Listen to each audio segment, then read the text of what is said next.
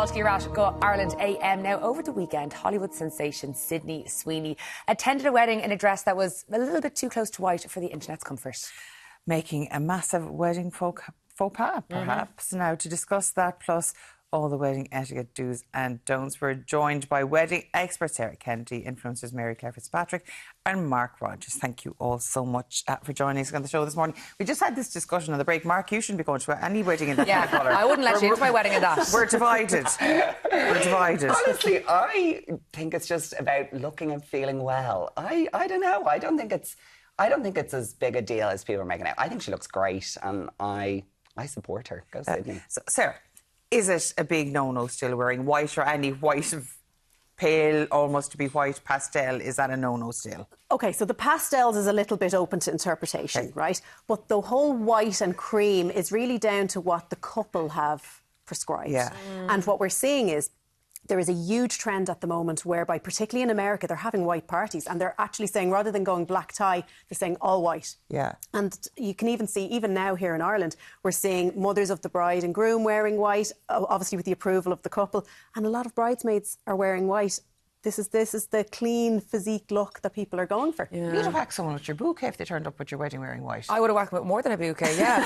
See my dress now. My dress is white with coloured flowers on it. Do you think this would be OK for a wedding? I would even be like, someone told me once, if you have to ask, you shouldn't wear it. Yeah. What do you think of that?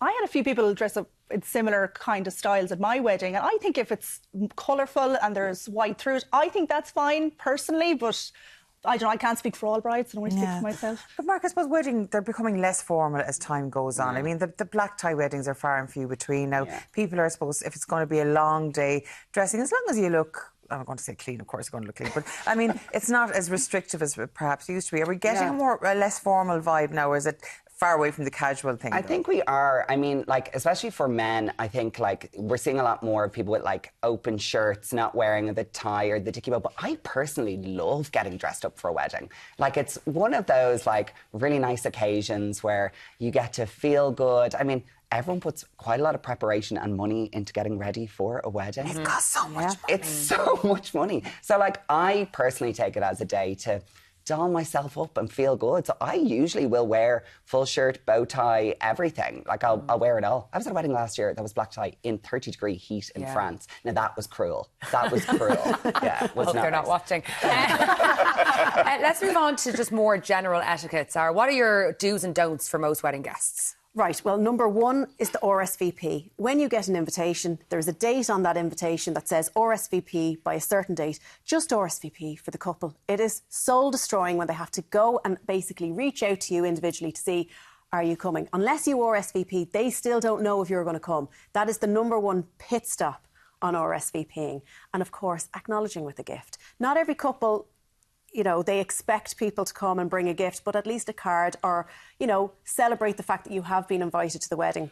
I hear expect a card. If you landed to a wedding with a card and nothing in it, you'd be in serious. Well, now, some couples would the whole argue, parish would be talking well, about do you know what? I had a good few couples on, because this comes up in debate quite a lot.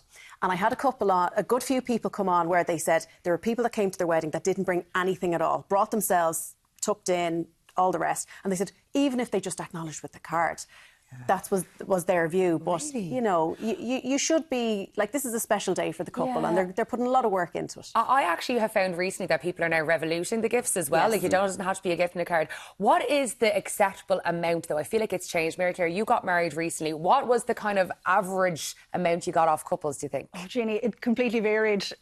Depending on the side of the family. No, I'm only joking. You won't say which side, though. Exactly. What country are they from is what I want to know. Oh, no. You off the Christmas card list. I know, that's it. But I think it does vary. I think it depends if you're coming with a couple, if you're coming solo. People would give a gift if they couldn't attend. Like, we even had people RSVP and then they drop out a couple of days for the wedding. That's so wrong. It's paid for anyway. It's paid for, somebody got an extra steak on the day, so I'd say that someone who was sitting beside someone very happy. But I think it completely varies from person to person. I think it varies because some people, I think, like, I mean, even from my family and stuff like that. So I had my sisters as my bridesmaids. So when I was bridesmaids for them, you know, we pay and cover for everything. So it was kind of, I think it just depends on people that do different things, I think, for different weddings. But that's the thing with gifts as well. I mean, if you're invited as a singleton, I mean, there is such a tax and life in general when you're single. When it comes to things like weddings, you're paying for the room. There's not two people paying for the room anyway. Because if you're single, chances are you're not going to get a +1 to the wedding anyway, because they tend not to do that.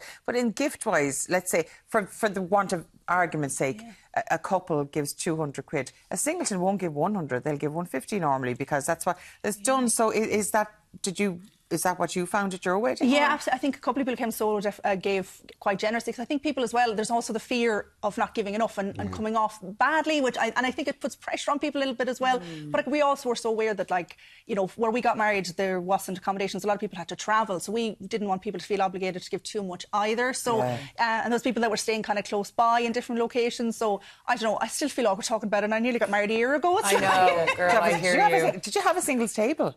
Say it again, sorry. A singles table. No, we didn't. We kind of give everybody a +1 in our. We wanted to give because we had so many different tables mixing and different friend groups and different family. We kind of just gave everyone a +1. Not everyone availed of it. Yeah. But we just kind of offered it to everybody, like, you know. But we had like we did it by friend group and by vibe. So we just who we thought. I like that. Yeah, I like that. Who we thought might click and stuff like that. So that's how we did it. So let's move on then to talk about the guest list. So Sarah, what would you recommend for people if they're like racking their brains, being like, where is the cut-off point? What would you suggest? If you haven't spoke to them in a good few months or year, or you don't really know them, or like in particular, this one divides people where they've got a friend and they've started going out with someone. Oh God, should I be inviting that person? You don't have to do anything. I love this one. I asked Chupi, the jeweller, this question, and she said when she was doing her list, she said, if I couldn't ring that person at 5 o'clock in the morning because my leg was falling off, they weren't getting an invite.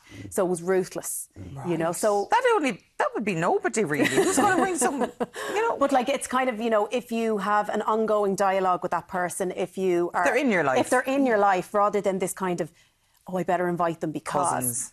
You know, there's a spreadsheet now that went viral recently that is like a guest list spreadsheet, and it ranks people. Right. So it gives you criteria that you put in, and you can buy the spreadsheet online.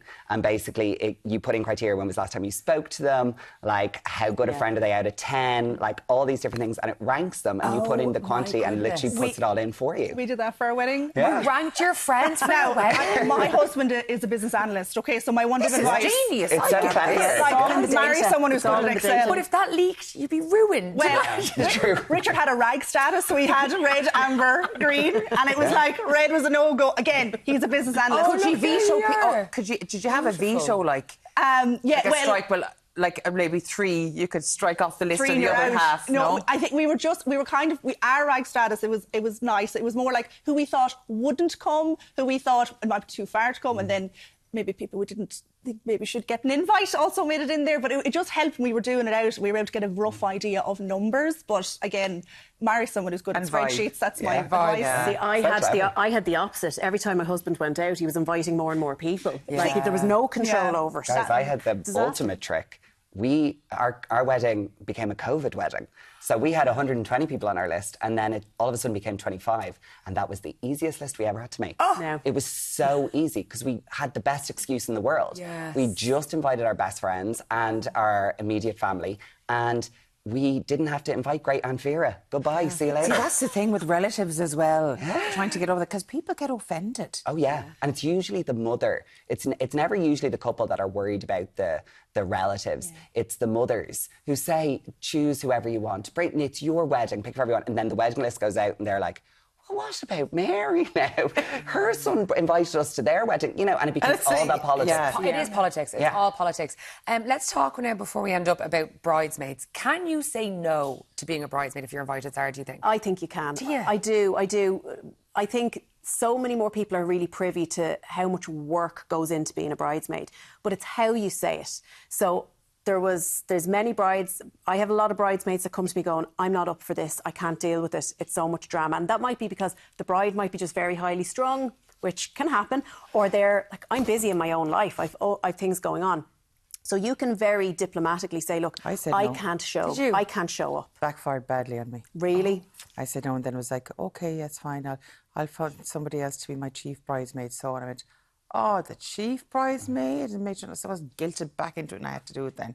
I have 27 dresses. I only have 5 now, but there's a big collection gathering. Anyway, Teresa, you know who you are. You guilted me into it. No begrudgement there. None at all. But it is. You can still be very part of the wedding. You can still turn up, show up. But it is a big undertaking financially, and as well the workload that has to go into that. Like organising a hen is a huge job, and if you're damned if you do and you're damned if you don't, because if you can't give that bride the time to organise that, that's going to go belly up. Absolutely, it's a lot of admin. Unfortunately, we were out of time, but Sara Kennedy, Mary Claire Fitzpatrick and Mark Rogers, thank you so much for joining us this morning. I never want to be a bridesmaid again. You're asking for invites now, Elaine. No. Lots more still to come on RLDM. We'll see you back here after this short break.